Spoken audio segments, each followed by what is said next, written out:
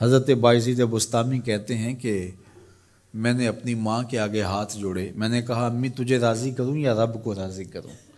تو اپنے حق مجھے معاف کر دے، اللہ کو میں راضی کر لیتا ہوں۔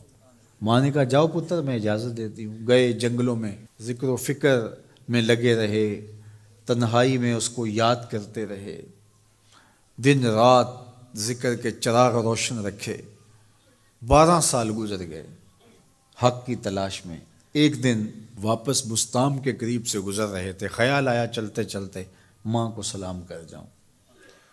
دروازے کو دستک دینے لگے تو اس خیال نے ہاتھ روک لیا کہ ساری زندگی ماں کو سکھ تو دیا کوئی نہیں، اب دکھ بھی کیوں دینے لگے ہو؟ رات کا ایک پہر بیت گیا ہے، سردیوں کی لمبی رات ہے، ماں بستر میں لیٹی ہوگی، تیرے لیے اٹھے گی، دروازہ کھولے گی۔ دروازے کے ساتھ ہی لگ کے بیٹھ گئے اور ساری رات کاٹ دی، اس خیال سے کہ ماں کو تکلیف نہ ہو۔ جب سحری کا وقت ہوا تو اندر سے جو نالی آتی تھی اس نالی سے پانی آیا، سمجھ گئے میری ماں تہجد کے لیے اٹھی ہے اور وضو کا پانی ہے، تو فوراً دروازے پہ دستک دی۔ اندر سے آواز آئی بیٹا بایزید میں ابھی آئی۔ مائیں بیٹوں کے دستک کے انداز سے جان لیتی ہیں یہ کس بیٹے کے ہاتھوں کا لمس ہے۔ 12 سال کے بعد آئے، دستک دی، کہا بیٹا بایزید میں ابھی آئی۔ ماں کی تو نگاہیں ہی دروازے پہ رہتی ہیں۔ اللہ اکبر۔ کہتے ہیں کہ ماں نے دروازہ کھولا، 12 سال جنگلوں کی خاک چھانتے بیت گئی تھی، پراگندہ صورت، بکھرے ہوئے بال، پھٹے ہوئے کپڑے۔ میری ماں کی جب نگاہ میرے پہ پڑی تو اس کی چشمان سے موٹے موٹے آنسو ٹپکنے لگے، اور اس نے ایسے ہاتھ پھیلا کے کہا مالک میرا بیٹا بایزید تیری طلب میں نکلا تھا، تو نے ابھی تک اسے اپنا قرب نہیں دیا۔ حضرت بایزید بستامی کہتے ہیں 12 سال کی ریاستوں سے جو کچھ نہیں ملا تھا ماں کے اٹھے ہوئے ہاتھوں سے مل گیا۔ میں نے کہا مالک میں تجھے کہاں ڈھونڈ رہا ہوں، تو کہاں موجود ہے؟ تو ماں باپ کی رضا اللہ کی رضا کا دروازہ کھولتی ہے۔ جن لوگوں کے ماں باپ ناراض ہیں اور وہ جا کے پیر صاحب کی خدمت کرتے ہیں، اور میاں ماں کے قدم چومو، باپ کی ٹانگیں دباؤ، ان کی خدمت کرو، تمہارے پہلے مرشد وہ ہیں، ان کو راضی کرو، پھر کسی شیخ کامل کی صحبت میں آنا، دیکھو کیسے دل کی بند کھڑکیاں کھلتی ہیں۔ ایک مرشد تو ناراض کر آئے اور دوسرے مرشد سے تمہیں کیا ملے گا؟ تو راستہ یہیں سے کھلے گا۔ والدین کو کبھی ناراض نہ کرو، والدین کو کبھی دکھ نہ دو، والدین کو کبھی تکلیف نہ پہنچاؤ، اور والدین کو بھی چاہیے کہ اپنی اولاد کو اپنا نافرمان نہ بنائے۔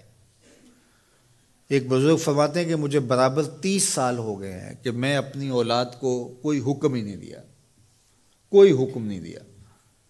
کوئی چیز مجھے چاہیے بھی ہوتی ہے تو میں بصیغہ امر نہیں کہتا، بلکہ ایسے ہی بات کر رہی ہوں۔ پانی چاہیے تو یہ نہیں کہتا بیٹا پانی لے کر آؤ، میں ویسے ہی کہتا ہوں پیاس لگی ہوئی ہے، تو اگر وہ سمجھ جائے اور وہ خود لے آئے تو اچھی بات ہے، لیکن اگر وہ نہ لائے تو میں نے اس کو حکم ہی نہیں دیا، امر ہی نہیں کیا، تو اس امر کی مخالفت ہی لازم نہیں آئے گی۔